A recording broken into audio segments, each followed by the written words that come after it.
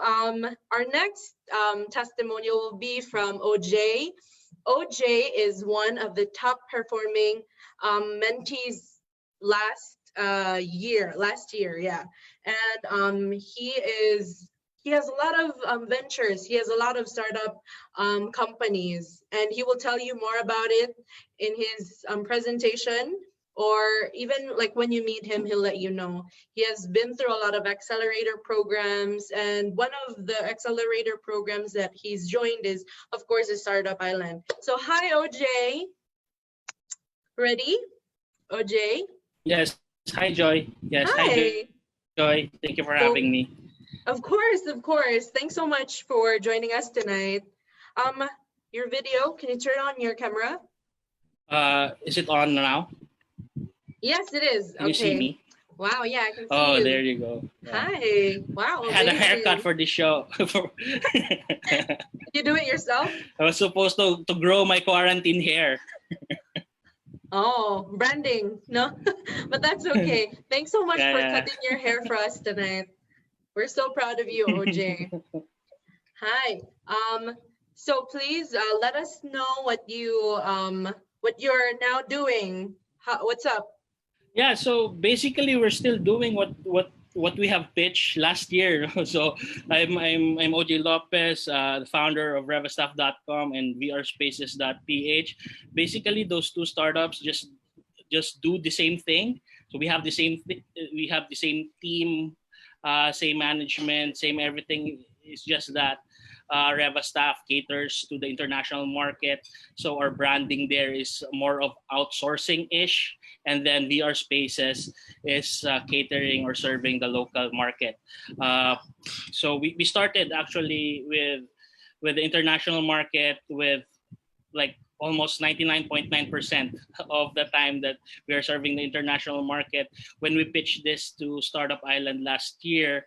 However, this year, 12 months after, we have actually grown our local clientele to about 10% of what we do right now. So that's a very welcome development in our startup journey. So so I asked Chris to share my slides so I can save on bandwidth. I understand. Yeah. Internet problem is real, but it's okay. Right. Okay, I can't wait. Go ahead and take it away. Let us know. I titled this talk like startup from Startup Island and beyond. Hashtag Bisaya represent. But as we all know, like the startup community in Cebu is minuscule compared to that of Manila and the rest of the region, and even in the whole startup ecosystem globally.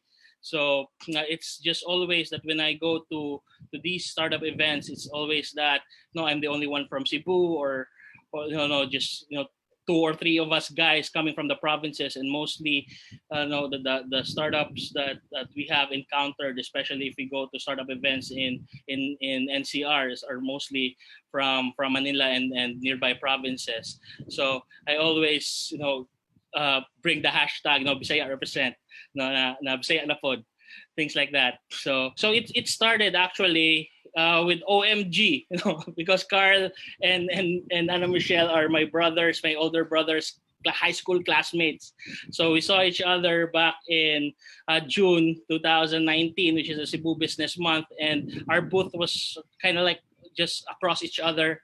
And then during the Cebu Business Month, our booth was very hyped up. Secretary De La Peña, VOST, tried our VR ensemble. We got featured in GMA and things like that. And we were talking to Carl about the startup problems that we have, things like that. And then Carl mentioned about the Startup Island program that we should really join, and it would be very beneficial for our startup. And for me as well, as a solo founder, it's very hard for me to have these kinds of conversations. So it's very to go and enroll in Startup Island. So it came now July 2019. So this was 14 months ago, 15 months ago. So I initially pitched in in the company, right? With Reva staff, and we have been founded in. So a little bit about Reva staff, so everybody has a background for those who don't know us. Reva staff is a property tech startup specializing in the production of visual marketing content to drive real estate sales and for architectural engineering and construction presentations, using technology from the low end like CAD, BIM, computer graphics, to the more advanced like AR, VR, computer vision and things of that nature. And we have been experimenting a lot on how the property space can be benefited by using technology. And with that case, on Startup Island, it has actually opened a lot of doors for us. Actually, we even don't call ourselves a startup. Before Startup Island, we just and trying to put food on the table. However, during the Startup Island, there's all the startup hype and things like that, and we want to ride along with that cultural trend, which is founders are rock stars, entrepreneurship is cool. So with that trend, local trend, now we got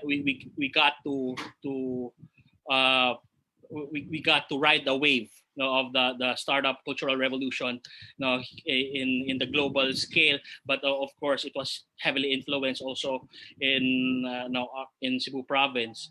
So moving forward to the next slide. So demo day was such a revelation from just 2 months. So I don't know what's in store for this year, but during our time, 2 months by September, we already pitch in startup Slingshot. Wherein there are investors that would be able to look at our startups and see if it's viable, if they would ask questions and things like that. For all startups out there, it's going to be nerve wracking, but it's all going to be worth it. Take criticisms constructively, because if you talk to different mentors, they have actually different opinions, but don't be overwhelmed by it. Just take it, one step at a time. And after the demo day of Slingshot, here comes now the exposure that we got from all these events. We started to get invites from radio shows to corporate events. One of the events, if you can see, one of the events is from BCI Asia, one of the largest architectural construction media company, and invited us to present in their event, and that gave us a booth and things of that nature. And we got a lot of exposure because we one of our in our resume, we can say that we are incubated by DTI Startup Island, and that opened the floodgates for us. As I mentioned, radio guestings and podcast guestings, which is also the company, Joy. Thank you very much for recommending me to this media people to interview and whatnot. So they found me through the company, through Startup Island. So it's very beneficial also for us as a startup to advance our what we do. Obviously, VR is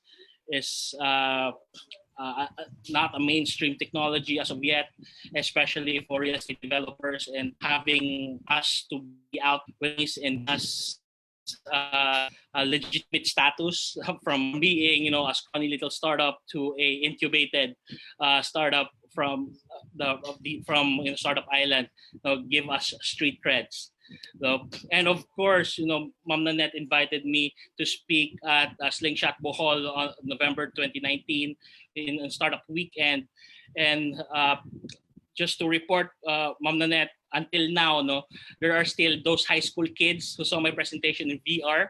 Right now, I think they're in college na, and they wanted to do a VR startup in Bohol as well. So that's, I didn't think na we would come up with, we would be able to inspire these high school kids to look into this technology that we are, crazy about right now.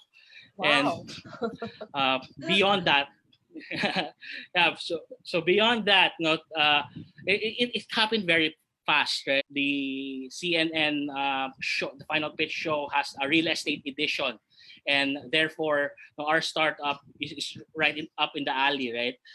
So we are serving the property space and things like that. So it really makes sense. So I saw the ad, but then a few friends from the startup community called me that the CNN would want to interview us and ask us to join the startup competition in the final pitch. So we had a very busy holiday season, December to January. We were filming the final pitch. There were several weeks of we went to Davao. Of course, the studio was in Manila, and we got to meet other great startups and also very esteemed investors as well that are property developers. One of them is Angkas. Angeline Tam and George Rioca were one of the judges of that show. So it was a very good experience for me and our startup as we are able to gain a national audience through that show. And because of that, that didn't air until probably I think the first episode was aired on March 2020. So the whole 2020 was pre-COVID. We were invited by UP Diliman's The Pitch, and we won that competition. And we have incubated in we started our incubation in Startup Village.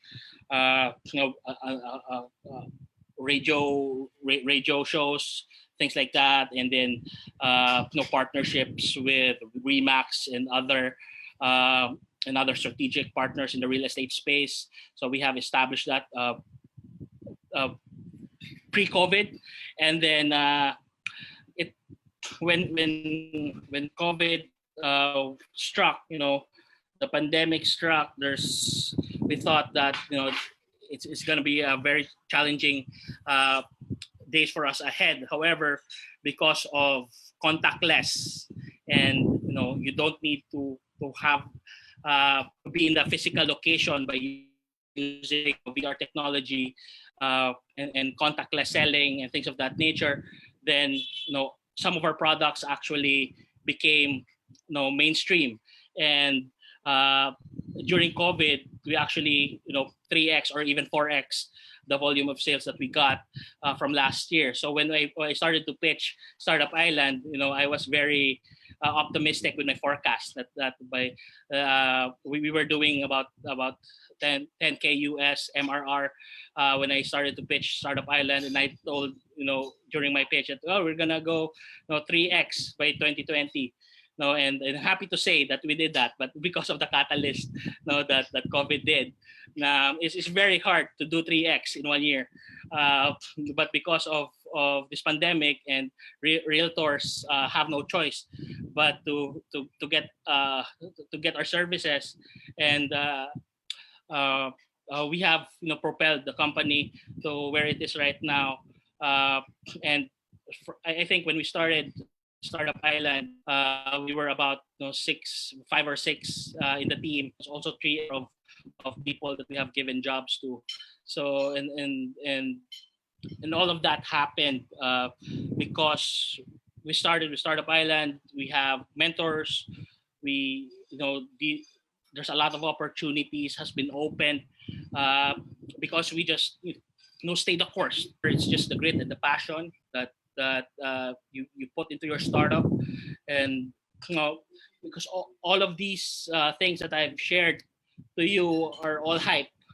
No, these are 1 month, 1 day in a month or event that we get to take pictures and uh, put on something nice, but the real work is on the daily grind of 12 to 14 hours a day just to get customers in the door, to try our product, to try us out. And I realized that the harder you work, the luckier you get. And as I've said, last year, my forecast was very unrealistic to grow 300% in 12 months, but we apparently did so because we were dreamers, and and we think that we will be able to accomplish the things that we set out. And another thing about investors, don't really get your hopes up if you're going to be in startup to get money, because it doesn't work that way. They don't write checks right away. Even us up to this day, we're still bootstrapped, although we have a big partner with.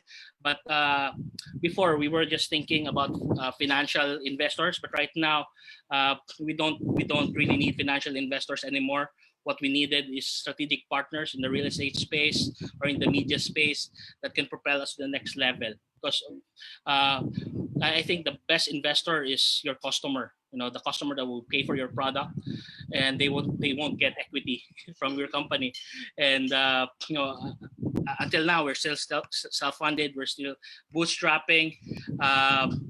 Well, we're still open for investors. They are strategic investors, and it could be a win-win for both firms. And that's where we are right now. And we have been very active also in the startup community. It actually went full circle because last July, I was invited by the University of San Carlos Tech Hub to be one of the judges. So from the a year and a half of pitch to investors and clients and things like that, by 2 months ago, I get to sit on the other side of the table and now judging those kids, the college kids that are trying to build their own startup. And because of that, currently I'm mentoring a few. From just my experience alone, and I think that's also an important key, that every level, as a startup would level up, the disconnect between if you're like an idea stage startup and you're going to be talking to a Mark Zuckerberg, because definitely his ideas and the one that you would need to take on the first few steps wouldn't be aligned. So so I'm looking into idea stage startups and how they would be able to refine other ideas in order to build their MVPs and things of that nature, and trying out to help as much as I could to bring back to the community that propelled us to this level that we are at right now. And because that big dream would have not been put inside of you if you don't have the capacity to achieve it. So for all the startups out there, budding startups who have ideas, and I think Startup Island would be the best decision that you would make if you would just try it out and audition for a spot. And if you ever get in, really try to grind it out. Because for me, I'm not really the best student. You can't call me a valedictorian because I never did one assignment or even took one note in our classes, because it's just me. I'm not really a good student, but I take our mentors to heart. The one-on-one meetings have with Albert and other mentors that we have with Mike, and those one-on-one meetings were very valuable as I make decisions for my company. So not only that the class lectures. Now you can go to class lectures, but I'm not really good at class lectures. But the connections that you would make, and again, that one-on-one relationship that you would build with the mentors and with your fellow startups, the fellow classmates that I have in batch 2. Some of us are collaborating right now with a few projects in mind and things like that. And until this time, we still keep a Facebook group and we still keep on updating each other. Some of us have went into pivot to other things. Some of us went back to employment. At the end of the day, there's so much learning that you would learn lecture or bookish kind of learning, but the street mart will be able to get the experience that you will be able to get, which is, I think, the most valuable thing that you can get out of this program. So again, thank you very much, Startup Island, DTI, and all of the mentors that we have for Batch 2. Batch 3, this is your chance to propel your startup to the next level, and also for you to experience such a life-changing event. So I concur with OMG what they said about, you know, the Startup Island as a catalyst for your. It's probably gonna be your hockey stick moment that you will be trending that line as you finish Startup Island with all the learnings that you will and the experiences that you would get. So with that, thank you so much. Wow, thank you. That felt like a session, like a different session, one of the sessions of the mentoring. Wow, there were a lot of good points, but I think one of the best points that OJ made tonight was about highlighting your personal style. You have your own style of learning, you have your own style of getting what you want, but but the most important thing is you keep on going, you keep on hustling, and you keep on putting yourselves in situations that will give you a better view of life and will introduce you to the right types of people, which is Startup Island PH mentoring session. Thank you so much, OJ. That was nice kay siya, besh.